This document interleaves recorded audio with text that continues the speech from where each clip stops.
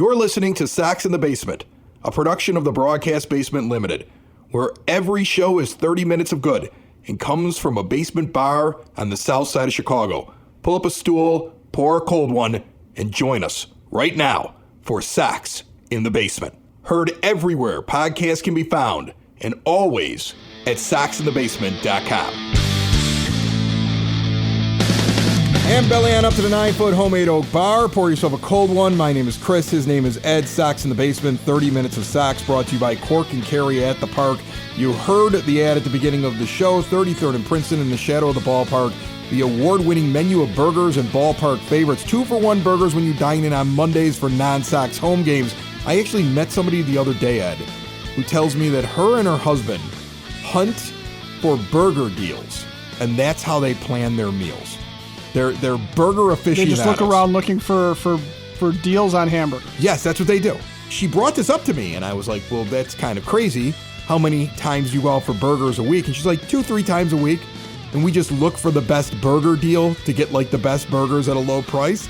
And then she starts rattling off places around the south side and the nights to go there and get burgers. And I was like, well, Cork and Carry at the Park has 2-for-1 and they've won a couple of awards. She's like, really? And so she's like, I'll go tell my husband. So I mean, it's something to keep in mind if you're a burger hunter. I didn't know that there was such a thing as a burger hunter, but I guess that there is, okay? So 33rd and Princeton, shadow of the ballpark. Get over there and see more at corkandcarry.com. And I had promised everybody that I was going to be there Tuesday night. I had promised that. I said that on the last show, and I was not there. That's true. Yeah, I wasn't there, and I want to apologize and just kind of explain it, because there are two reasons why I wasn't there. One reason, slightly not the most pleasant thing to talk about. The other reason, feel free to mock me. Okay, so we'll start with the slightly not really pleasant thing, and then we'll get to... So the thing I shouldn't mock you for goes first, and then I can mock you roundly at the end of this. Okay. Mock me on the second one, okay? So mock me on the second one. Okay, so here's the deal, guys. You've been listening to this show for a long time. You listen to me, you listen to Ed, you listen to us talk about the White Sox, you listen to us every once in a while, refer to our families. I talk about my kids, I talk about my life here, I talk about the 9-foot homemade oak bar. You see us out in public, and I will tell you this has been the most difficult month that I've ever had in my entire life. And I do not want to get into it too deeply, but I will tell you some very simple facts about what has happened in the last month, just because I want to explain why I flaked on everybody at Cork and Carry at the Park. Because I was going to buy beers. I didn't even tell the guy over at Cork and Carry at the Park this yet, and I feel bad he's going to find out on the show, but it's just been so difficult to explain what's happening here without, one, getting emotional, and two, getting worn out by just talking about it ad nauseum. So I'm just gonna do it right now, break the seal, be done with it, and then we can all move on. So a month ago, I'm out of town, and a terrible incident here happens at the house. The police were called to my house. It was a domestic incident. When it was over, my children were removed from the house for their own safety. The next morning, DCFS showed up at the house, and my wife was told she no longer could stay there. An order of protection was issued on Monday morning in domestic violence court, and I was given the kids, the car, the house, the dog, everything. And then I just sat there in shock over what had happened while I was out of town. And now I'm going through a divorce because in my mind, there are certain things that you just cannot put up with. And my children are the most important things in the world to me. And I have been dealing with this now for the last 4 weeks and trying to do this show and run this network. And it has been very difficult. And so I have flaked on some things. I've missed a few events. I haven't been at things that I said I was going to be at. I've missed out on guests. I've had some guests that were planning on being on certain shows on the network. And then I've had to explain to them, like, look, man, I'm not normally just a flaky idiot. I'm just dealing with a trauma and raising 3 children on my own now as a single dad, when a month ago that I didn't even think that was possible. So there's a lot going on here. It's been really difficult. And I do just want to say to all of you out there, those that knew and those that are learning now, and I'm sure there'll be people that will reach out, I appreciate the support. And everybody's been very, very nice about it. And a lot of people keep reaching out and saying, are you okay? And, you know, there's a reason the Future Sox thing, like they were going to be starting with us a couple weeks earlier. Poor Mike Rankin, I kept telling him, like, Mike, my life is upside down. And then finally I had to tell him what was going on, because I was flaking on him getting them onto the network because of everything that was going on over here. But, the number one thing is sometimes there's something that happens so badly. Your number one thing is watching out for your kids. Your kids are your number one priority. Hell, they're my number one priority all the time. They're the reason why I do this network, because I wanted to be around for my kids and to help them through the things that they were going through. And so now, I'm fortunate that I'm here and I'm able to help them. And your support of Sox in the Basement and the rest of the shows on the network, trust me, that's all the help we need. So, the plan is to push forward. There may be an episode every once in a while where Ed has to jump in and kind of run things, because I don't know. I felt like today I got pulled away for several hours because of things that were going on, and I just have to stop working sometimes and do it. But the goal is to push forward, keep doing this because I love doing this, and it's important I do it for my kids because this is what supports them, this show and the rest of the shows on the network. Now, the thing you can mock me for, Ed, is the fact that in the middle of this entire thing, for some stupid reason on Sunday, I decided to play in a 16-inch softball tournament. I was like, I'm getting out. I'm going to have a day of normal in the middle of all this. It's Super Sunday in the church league, and I'm going to go play in a 16-inch softball tournament at 46 years old. And I played really well in game one. The problem is, after all the stretching and the strain and the fact that we won the first game and moved on to game two, I was late in the game, trailing, leading off an inning, and was not going to be out at first base when I laid one down the third base line. And, at 26, that's an easy one I can beat out. At 46, there were three noises. The first noise was my foot hitting the bag, immediately followed by the pop of my hamstring in my right leg, and then the ball hitting the guy's hands at first base. So spectacular dig of the ground ball, and then going down as if a sniper shot me from somewhere else in the park and laying there and realizing that life just got somehow slightly harder in the middle of all this stuff. And I'm walking around with a wrap on my leg, my friend.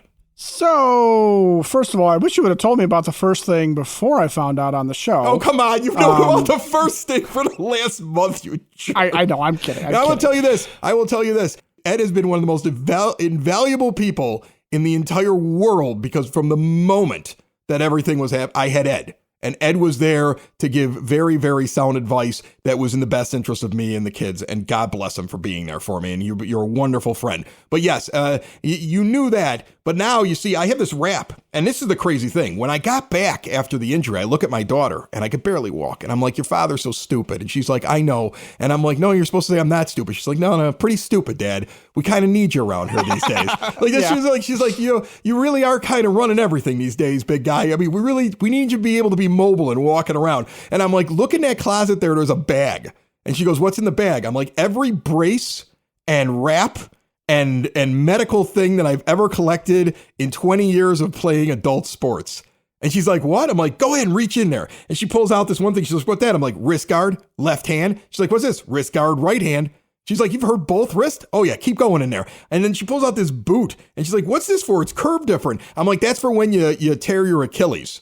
Like, there are so many injury wraps in there. I've got stuff for my ankles and stuff for my back and everything else. And then finally she pulls out this one. I go, that's the one I'm looking for. It goes around my thigh. I'm going to wrap this around my hamstring and get back to work around here. But it's amazing as you get older, the amount of wraps that you have in a bag in some closet someplace. Well, and I'm right there with you. I've got the closet full of wraps and bandages and things like that. But what I don't have is the bravado to tell me and to tell Acoustic Mike from Southside Pod on Saturday night when we're down at Oktoberfest. That's right. We were out there at that. Yeah. Yeah. We were all out there, the three of us. And you're telling us about how at age 46, you're mocking the young guys on your softball team because you'll put one down the third base line and hustle and beat it out. And they're barely even running. Yeah. Yeah, and you can true. still do that at 46. And guess what? You should have thrown that out into the universe because evidently you can't really pull that off. Well, no, I did. I was over the series. You were safe. Over the series, I was 4 for 6 over the 2 games that I played, and 3 of them were infield hits that I beat the first. I generally do that because I'm like, for some reason now, it's like I have nothing except put it down and hard and beat the throw. Like, I can't get it over the left fielder's head anymore, right? And the line drive is still such a difficult thing for me to be able to place. And so in reality, I've now become somebody that goes, I'm just going to drop this down on the left side and try to beat it. And I generally do beat it, except I normally only play one game a week. In game 2, on the 4th attempt to beat one of them out, that's when I pop the hamstring. So I can do it. But you're right. At 46 years old, I probably shouldn't have been bragging that I could do it because fate jumped up and snapped my hamstring. Right, exactly. That's my point is that there's some things you just don't throw out into the universe. No. Because, This is actually the perfect time to talk about high-at-home medical equipment before we get to the Sox Nerd and the rest of the show, because there's lots to talk about today. Chris Getz talked to people, and we have Luis Robert Jr.'s season ending, and I know that Sox Nerd wants to talk about what Yoan Moncada's been doing lately, so I'm happy to talk about that as well. If you have mom and dad, grandma and grandpa, and you want to keep them out of assisted living, or let's say you're just an idiot that hurt his hamstring running down the first base line, they got medical equipment at High-at-Home Medical Equipment in Evergreen Park. Switch to a new age of life. Make it so mom and dad, grandma and grandpa, or even you, stupid, can get around on your own and live independently. Stair lifts, ramps, grab bars, lift chairs, even bathroom remodeling. They got wraps there as well. They work with insurance, have 0% financing for qualified individuals. And if you mention Sox in the basement and my bad hamstring, you will get additional money off. CPAP machines, if you use them, switch. They're going to get supplies directly mailed to you. They also have the latest and greatest in continuous glucose monitors. Learn all about them at hhme.com or stop in and see them today at 3518 West 95th Street in Evergreen Park.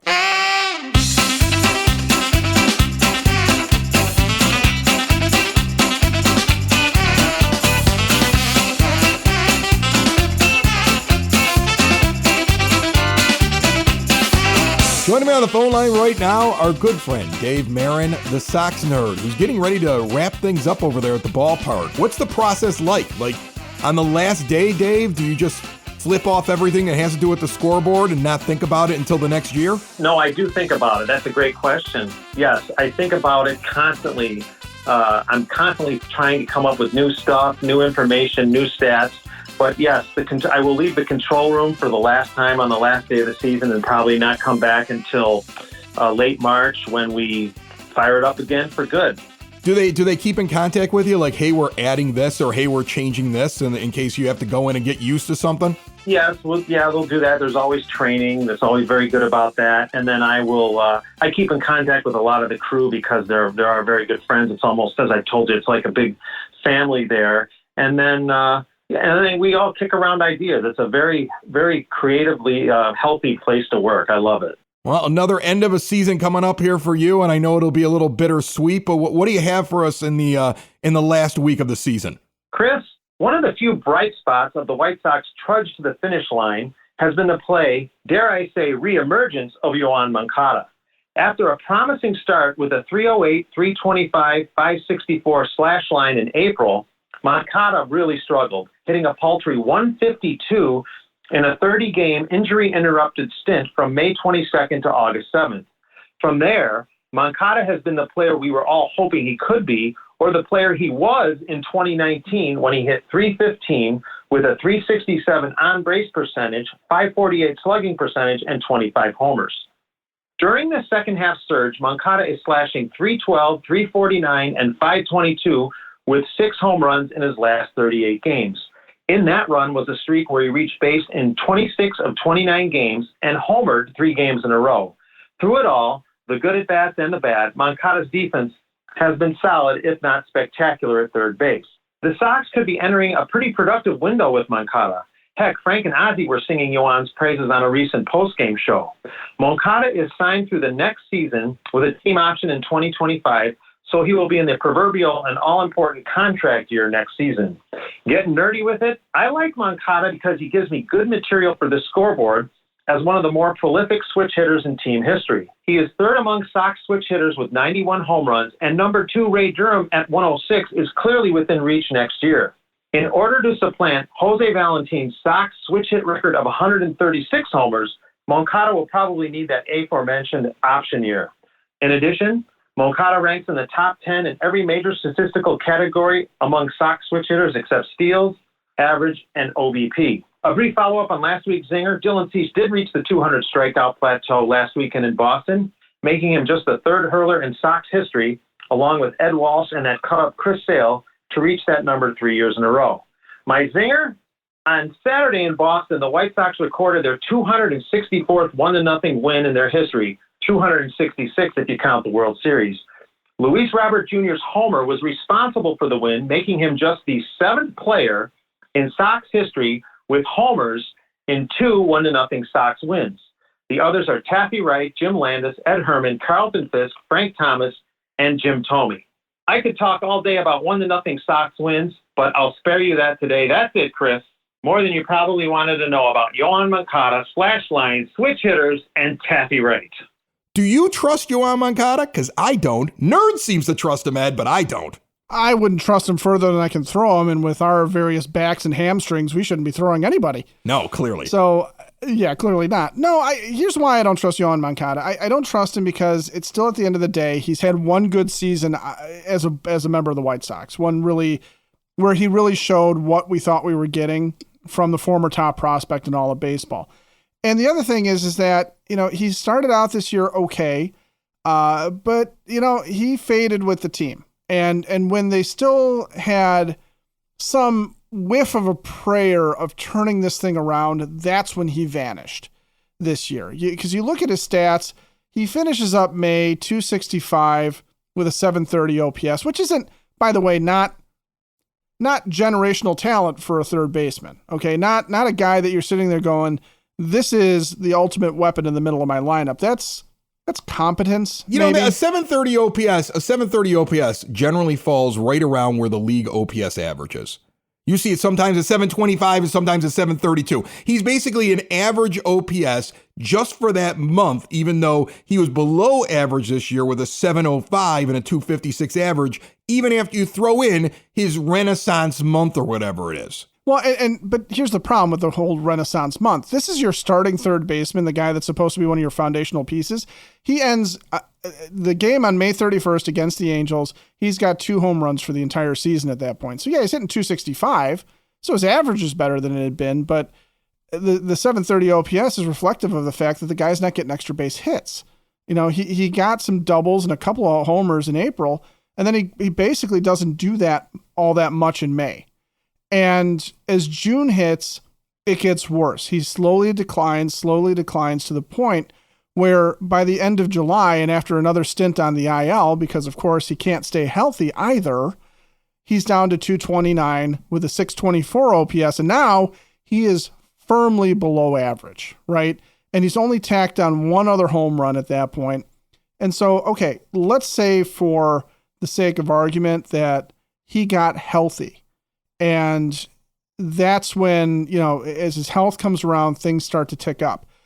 He still only has 9 home runs. He still only has 19 doubles.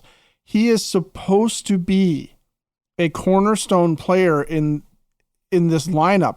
And your third baseman is supposed to be somebody who hits for power, right? This is a power hitting position. And he was dog meat as a second baseman defensively. He could not handle that position. So he's hitting like a somewhat competent second baseman, but he's playing a power position. And I don't have qualms about him defensively, but this is not a $25 million man, even though he's rebounded to 256 and his OPS for the season is still 705. I know he's been hot this month.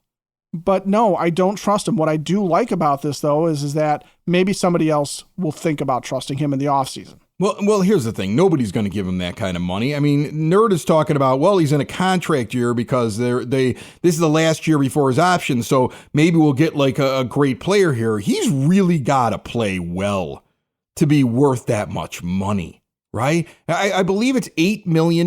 We've gone over this before, around $8 million. Some say $8.5 million. For every win above replacement. So for him to be worth it, he's got to be over 3 wins above replacement next year to be worth $25 million.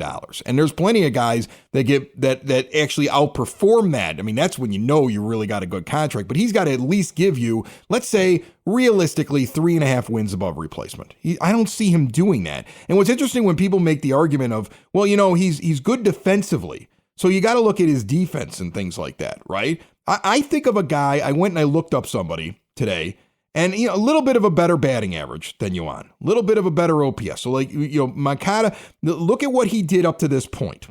And even kind of extrapolate it out. Let's say this is what he is, right?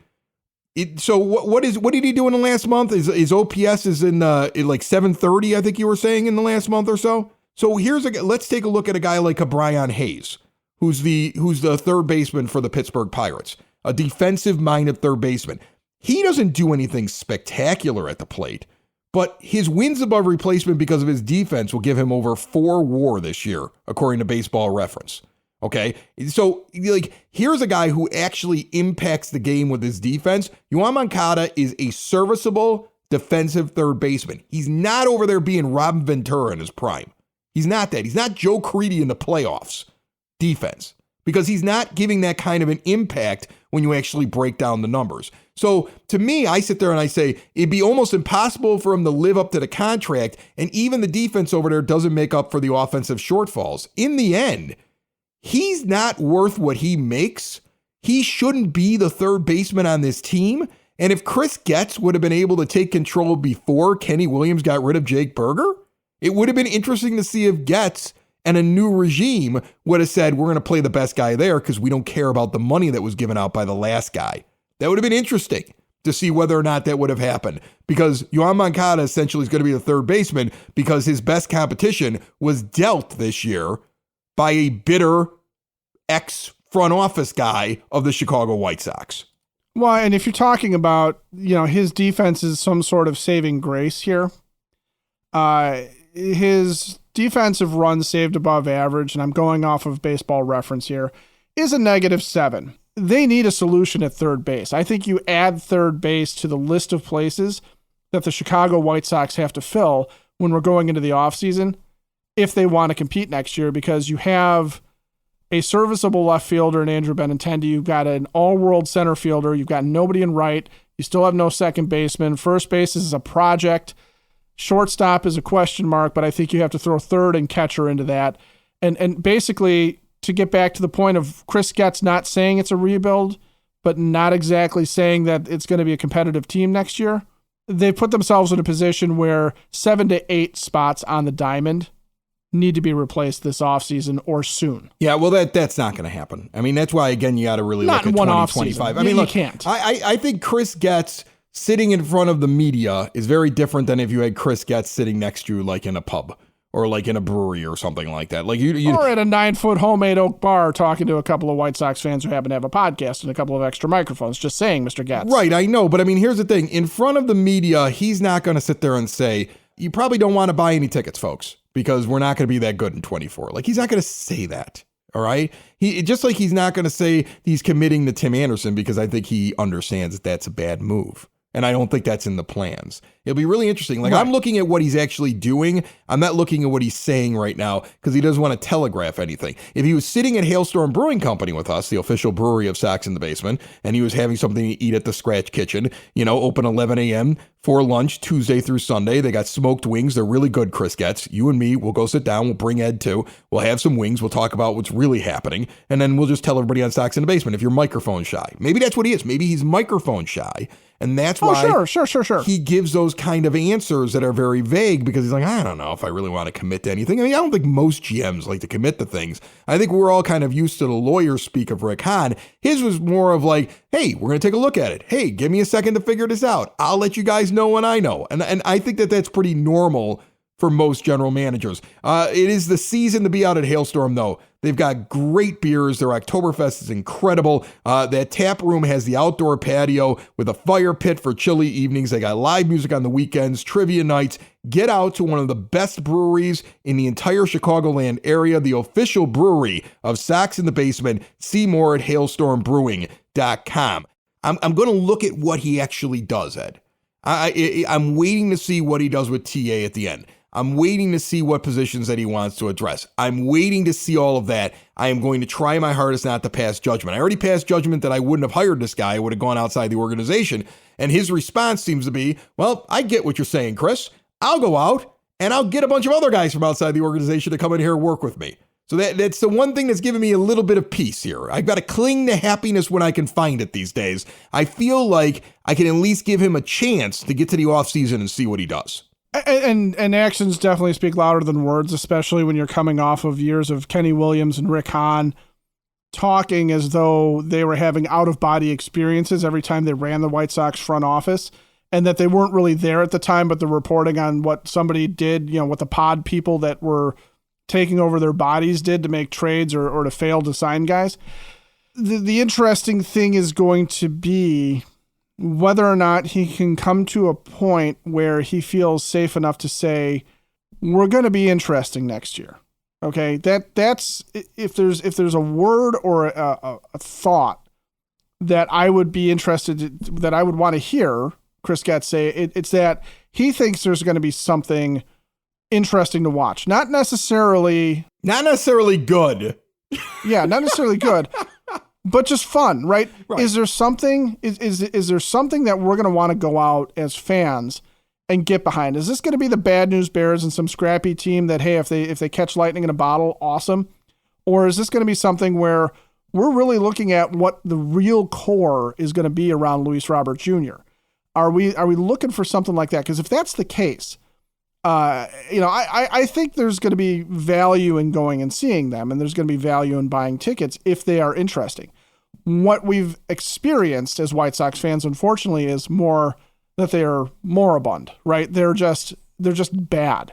They're unwatchably bad.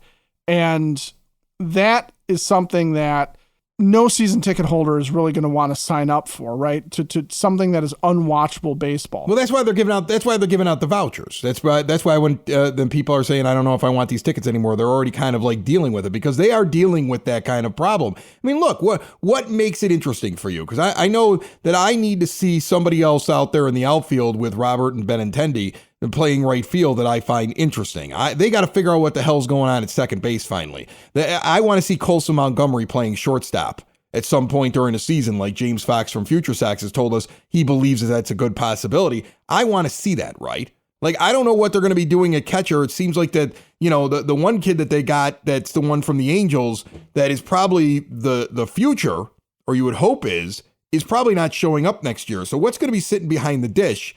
What's going to be in the rotation? That's the thing. He needs to address these things, because it's not going to be interesting to me if it's just everybody shows up, like Pedro said. Everybody's going to get to spring training. It's going to be a big giant tryout. That is not going to be interesting to me. That's rebuild stuff, and I'm not interested in it anymore because I don't buy into it. Okay, giving open tryouts to guys and telling me, trust us, we'll figure this out quickly. Don't worry, buy your tickets and come out to the ballpark, doesn't interest me as much. So that's what he has to do. He has to make it interesting. You know what he needs to do? He needs to get it to the point where I'm willing to actually go out and bet on the team. You know what was interesting? It was interesting back in 2020 when they just destroyed left-handed pitching. Remember that? It's just like this. Oh yeah. Oh my God. Yeah. Like if you were left-handed, you were done. Oh yeah. I had a buddy of mine who would tell me constantly. He would text me. He'd be like, "Bet on the White Sox," and I would look. All I would do is just look if they were facing a lefty, and if they were facing a lefty, I was like, "Yeah, bet on the White Sox." And he'd be like, "Really?" I'm like, "They just don't lose against them. They're just so good against the left-handed pitchers. That's what you need to do." And if they become that interesting, then I'll go to the Sox in the Basement website, it's soxinbasement.com. I'll click on SITB Sportsbook, and I will go to the preferred sports books, and I will go bet. And I might use FanDuel's offer right now that's up there. FanDuel has an offer on there right now. Bet $5, get $200 back in bonus bets. I did that. I bet $5 on something, lost, got a $200 bonus bet back, and won this week on it.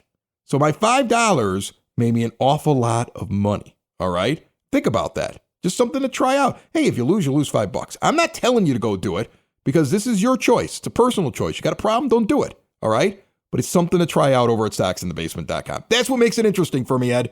That makes it interesting for me too. But you're right. Tryouts, and let's see if we can. Let's see if this guy's got anything left. Let's field a rotation of a bunch of Johnny Cuetos from a couple years ago. Not an interesting thing. No, not at all. But sitting there saying, hey, we've got a couple of guys behind Dylan Cease, and then we've got these guys in the minors that were traded for this year. We feel good about our rotation going forward. and there's something being built up a little bit, that could be more interesting. Saying that we've made a free agent signing, we've got a couple of these holes filled, or we've made some trades, we've got a couple of these holes filled. That's going to be interesting. That will be interesting if there's a plan in place and starting to come together. But yeah, if it's a bunch of quad A guys that show up to spring training, and then the usual suspects that the Sox have had so far. And Pedro talk. Don't forget the Pedro talk. Not interesting. No, Pedro talk is very, very uninteresting to me. Sox in the basement. Sox in the basement. Sox in the basement. Sox in the Basement. Heard everywhere podcasts can be found, and always on soxinthebasement.com.